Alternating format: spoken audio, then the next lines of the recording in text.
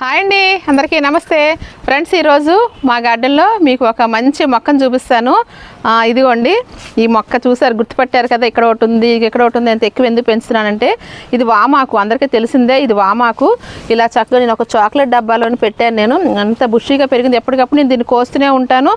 చక్కగా మేము పెంచుకుంటూనే ఉంటాము. ఇదేంటంటే ఇంత ఫ్లవర్ వాజ్ లాగా చాలా అందంగా ఉందండి అంటారు కదా, కానీ అందంతో పాటు ఇది అందానికే కాకుండా ఇది మామూలు వామాకులాగే మనం దీన్ని చక్కగా వాడుకోవచ్చండి. ఇది వెరిగేటెడ్ వాము అంటారు. వైట్ డిజైన్ వస్తుంది, చాలా అందంగా కూడా ఉంటుంది. దీన్ని ఏంటంటే మనకి రసంలో వేసుకోవచ్చు, చట్నీ చేసుకోవచ్చు, దీంతోనేమో కర్రీ చేసుకోవచ్చు. బజ్జీలు అయితే అందరికీ తెలిసిందే. వామాకుని, మీ గ్రీన్ వామాకుని ఎలా వాడతారో దీన్ని కూడా అలాగే వాడండి తప్పనిసరిగాను. చక్కగాను దీన్ని మెడిసినల్ వాల్యూస్ ఉన్న మొక్కండి, కర్పూరవల్లి. దీని అసలు శాస్త్రీయ నామం అయితే మాత్రం ప్రతి మెడిసినల్ ప్లాంట్ కూడా అందంగానే ఉంటుంది, కానీ అలా అందానికి వదిలేకుండా మంచిగా ఇంట్లోకి వాడండి. చాలా ఔషధ గుణాలు ఉన్నాయి దీనిలోని. ఇలాంటి వీడియోలు మీరు మరిన్ని చూడాలనుకుంటే మా ఛానల్ని సబ్స్క్రైబ్ చేయండి.